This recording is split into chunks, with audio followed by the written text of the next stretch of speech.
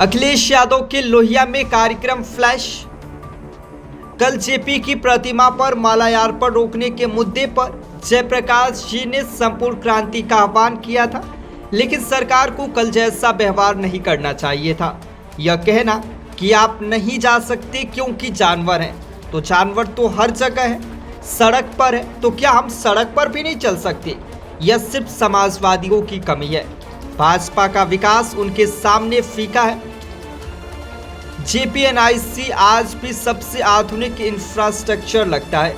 ये विध्वंस लोग हैं, ये जातिवादी लोग हैं। हत्याओं को संतुलित करने के लिए यह एक के बाद एक हत्या करवाते हैं। दूसरा, मदरसा को बंद करने की एनसीपीआर की रिपोर्ट पर यह देश सबका है, संविधान सबको अधिकार देता है, लेकिन यह लोग कुछ पलटना चाहते हैं।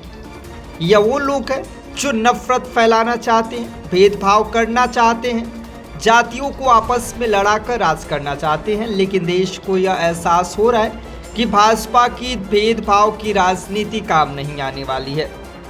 मोहन भागवत के बयान पर उन्होंने कहा कि कौन क्या कह रहा है यह महत्वपूर्ण नहीं है। जब भारत को अपनी विदेश नीति के तहत अंतर्राष्ट्रीय स्तर पर बांग्लादेश की रक्षा करनी चाहिए थी, तब यह लोग कहाँ थे? मुझे कुछ नहीं कहना, यह देश सबका है। आज़ादी के बाद जब देश बना तो सब साथ थे, मुसलमान भी साथ थे, मुसलमानों ने भी कुर्बानियाँ दी है। संविधान के अनुसार हमें सबको बराबर समझना होगा। हर वर्ष की तरह माइक आगे कर इस लोहिया पार्क में हम लोग कृष्णा थोड़ी सी आईडी पीछे माइक पीछे डॉक्टर राम मनोहर लोहिया जी को कृष्णा सब लोग साथ हैं आईडी। हाँ तो आप भी आगे। और आज के दिन हम सभी समाजवादी लोग इकट्ठे होते हैं यहाँ पर आकर के, और माल्यार्पण के बाद उससे प्रेरणा लेते हुए संकल्प लेकर के जाते हैं। डॉक्टर राम मनोहर लोहिया, लोकनायक जयप्रकाश नारायण जी और नेताजी और बड़ी संख्या में समाजवादी नेताओं ने जो सपना देखा था कि भारत समाजवादी देश बने, समाजवादी व्यवस्था से देश चले, डॉक्टर राम मनोहर लोहिया जी के संकल्पों के, उनके आदर्शों पे, उनकी बताई हुई नीतियों पर जिन्होंने ये सपना देखा था कि हर तरह का भेदभाव खत्म हो समाज के अंदर, चाहे जाति को लेकर के भेदभाव हो, जाति तोड़ों का आह्वान किया हो, इसको हटा के या रीजनल स्तर पे जो भेदभाव होता है उसको लेकर के भी डॉक्टर राम मनोहर लोहिया ने कहा कि इस तरह का कोई भेदभाव नहीं होना चाहिए। सब क्रांति का जो आह्वान किया था वो सही मायने में समाज को दिशा देता है। डॉक्टर राम मनोहर लोहिया को आज याद करते हुए हम संकल्प लेते हैं कि जो समाजवादी भारत का उन्होंने सपना देखा तो उस सपने को पूरा करेंगे। ये पार्क नेताजी ने बनवाया था और आज भी लखनऊ में लोगों के लिए या समाजवादी चिंतक विचारकों के लिए ये बहुत महत्वपूर्ण स्थान बन के उभरा है। इस स्थान पर सुबह से लेकर के शाम तक इस पार्क में लोग आते हैं, और जब डॉक्टर राम मनोहर लोहिया के प्रतिमा के पास आते होंगे ज़रूर उनसे प्रेरणा लेकर के जाते होंगे। और आज देश में सच्चाई यही है कि समाजवादी व्यवस्था से ही गरीबी दूर हो सकती है, समाजवादी व्यवस्था से ही पढ़ाई का जो भेदभाव है वो ख़त्म हो सकता है, समाजवादी व्यवस्था से ही जो डॉक्टर राम मनोहर लोहिया ने कभी कहा था कि दाम बांधो की नीति लागू हो, तो जिस तरह से महंगाई है, बेरोजगारी है, उसको अगर कोई ख़त्म कर सकता है तो समाजवादी नीतियाँ। हालांकि जयप्रकाश जी ने संपूर्ण क्रांति का आह्वान किया था, महंगाई या भ्रष्टाचार उस समय की राजनीतिक परिस्थितियों को लेकर सरकार को इस तरह का व्यवहार कल नहीं करना चाहिए था जिस तरह का सरकार ने व्यवहार किया था। और ये बात कहना कि जीव जंतु हैं इसलिए आप नहीं जा सकते हो, तो जीव जंतु तो सड़कों पर भी हैं, हर जगह हैं, तो क्या हर जगह आना जाना आप रोक देंगे? क्या जीव जंतु से आप पूरा यातायात रोक दोगे? सड़कों पे चलने को रोक दोगे क्या आप? इसी बहाने को लेकर के जीव जंतु हैं।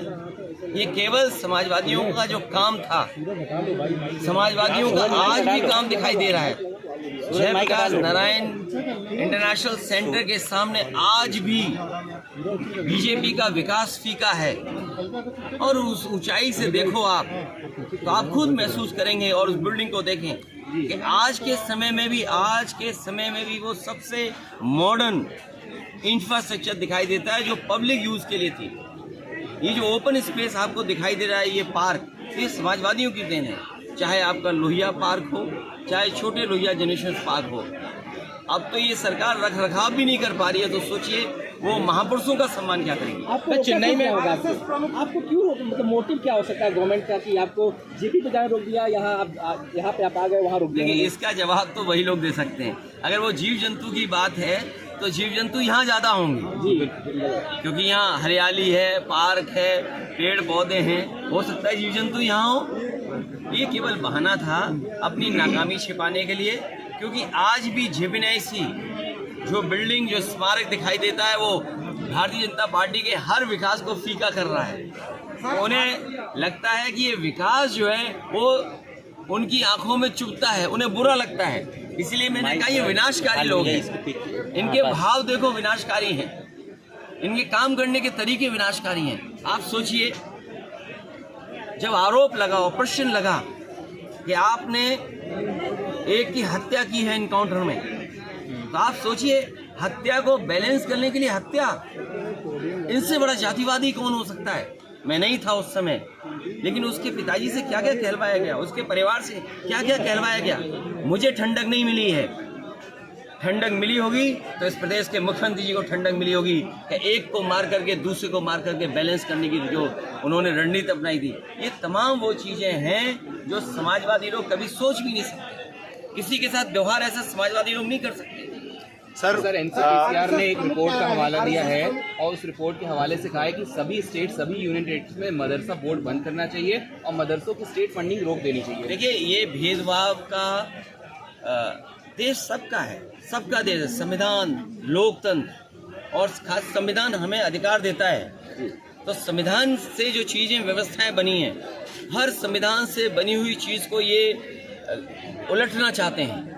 ये वो लोग हैं जो नफरत पर राजनीति करना चाहते हैं। ये वो लोग हैं जो भेदभाव पर राजनीति करना चाहते हैं। ये वो लोग हैं धर्म को, जातियों को लड़ा करके राजनीति करना चाहते हैं। लेकिन ये अपने कामयाब नहीं होंगे। इस देश की जनता, समाज में बैठे हुए बुद्धिजीवी लोग, पढ़े लिखे लोग, वो सब महसूस कर रहे हैं कि भारतीय जनता पार्टी की जो भेदभाव की राजनीति वो चलने वाली नहीं। सर, आप दो कह रहे हैं कि हिंदुस्तान का हाल भी बांग्लादेश की तरह हो जाएगा, हमें एकजुट होने की जरूरत है हिंदुओं को।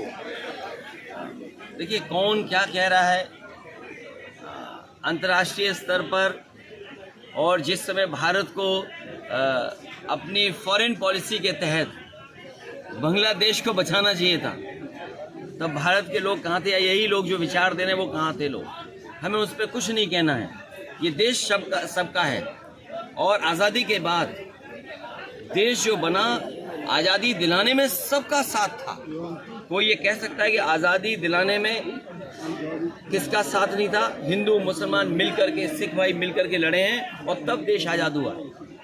क्या देश का आपका रुपया डॉलर के मुकाबले क्यों नीचे जा रहा है?